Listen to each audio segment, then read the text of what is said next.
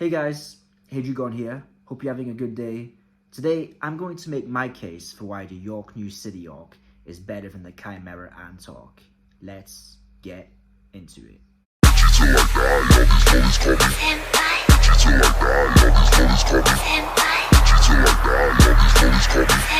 Damn, son, it's Major League Rock. If you till I die, all these lollies call me. Rubbing on her thighs, she stay wet for her. Shawty so kawaii. So, for the sake of this video, I want to clarify that both of these orcs are absolute peak fiction. And this is just to say why I believe Yorknew is a bit better. So, I've got a few reasons. I've got the pacing, the character development, the stakes, and the way it holds your attention span. So, I'm going to start with the pacing of Yorknew City. Yorknew City is very fast paced, and this is in contrast to the Chimera Ant Orc, which is very slow paced. But that doesn't necessarily mean it's better. As I said in my Hunter x Hunter 1999 review, why I think that's better than 2011 is due to its slower pacing. But the thing is, the theme of the heist and the theme of the mafia works so well with the fast pacing that it makes every single episode and chapter feel like its own thrill. It keeps your attention and it makes you go next. And it's very consistent the entire way through from the start of the arc to the ends. Whilst the Chimera Ant Orc, whilst the end of the Chimera Ant Orc is by far better than anything in Yorknew City, it's not very consistent. The pacing at the start is good, the pacing at the end is good, and the pacing in the middle is absolutely dreadful. It doesn't know how to manage its characters and the screen times they get well, since in the middle, they're trying to expand that the Chimera Ant Orc isn't just happening in the NGL, it's a worldwide situation. So what we get is some poorly managed decision making. We have it so that a lot of time is spent on Chimera Ants that we don't really care about, learning about abilities we don't care about.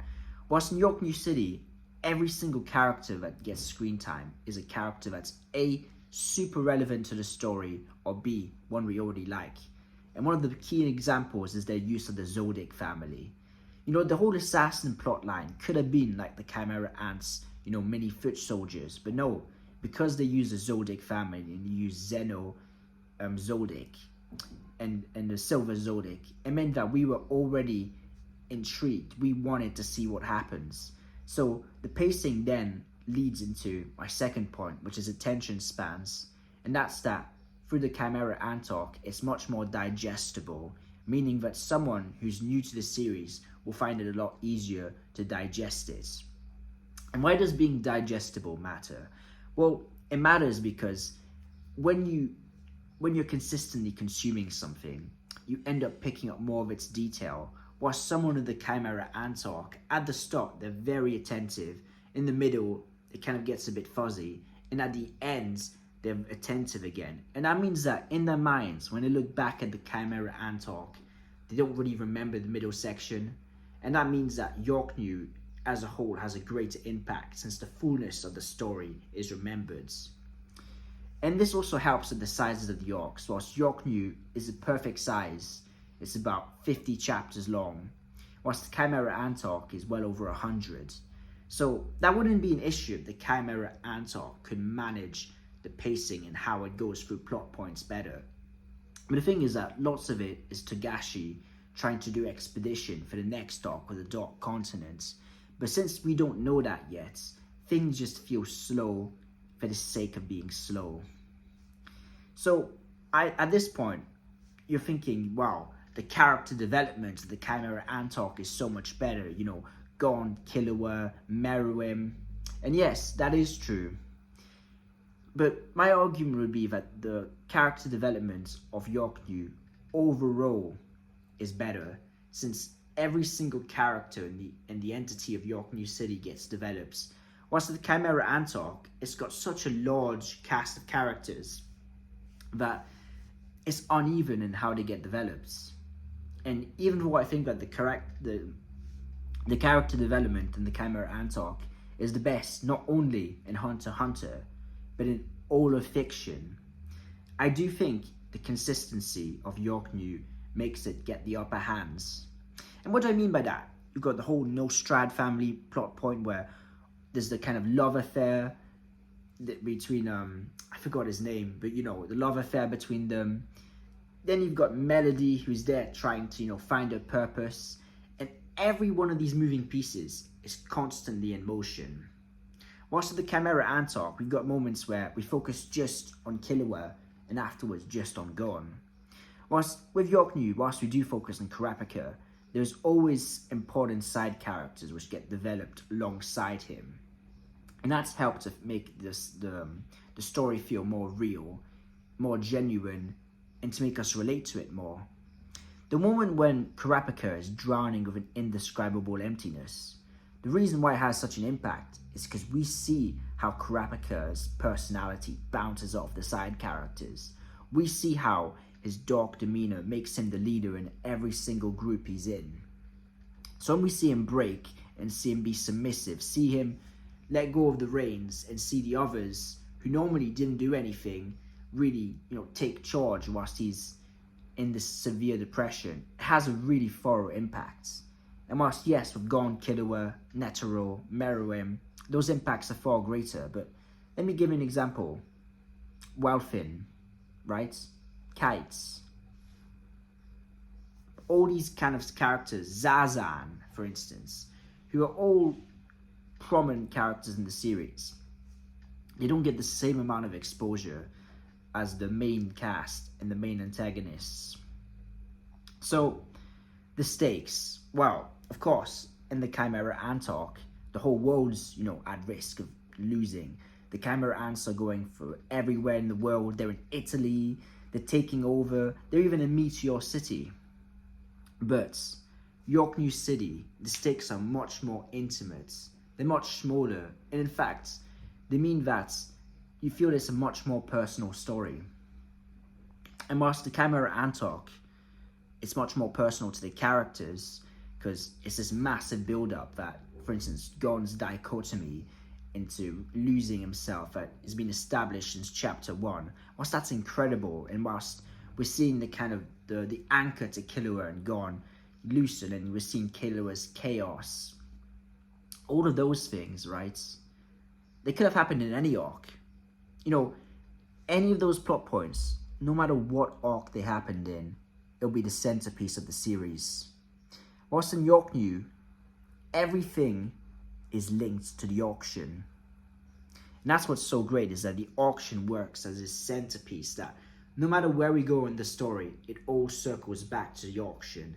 The stakes is the auction. So, as Greed Islands for Gon and Killua is their link to the auction, and how the Scarlet Eyes are Kurapika's link to the auction, and how Leorio's whole character arc is that he's there trying to help others, that links him to Gon and Killua to the auction.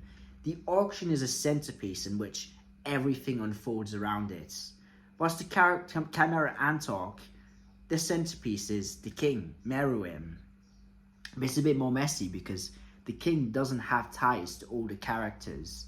So it means that things happen a bit less organically. They're still organic because there's motives and reasons, but the auction is the reason that Yorknew City happens. If you take away the auction out of Yorknew City, there is Yorknew City. But if you take the king out of the Chimera Antark, there still is an arc, you know. So it means that it's very much concise, Yorknew City. Another thing is the antagonists, right? Meruem, best antagonist, maybe in Hunter x Hunter. But the troop works so well in the fact that it makes every single moment of the arc have stakes. And that's something that Meruem didn't have as much. Because Meruem, he's always been busy. And what does that mean, right? Meruem has always had other plot points going along that keep him busy. He's completing other quests whilst the characters are gaining in momentum. So that gives us a sense of hope. Whilst with Yorknew City, every single goal of the spider is linked to the main cast. The auction, killing Kurapika, capturing Gon and Killua. So it means that everything, no matter how far the characters run around, they all end up chasing each other.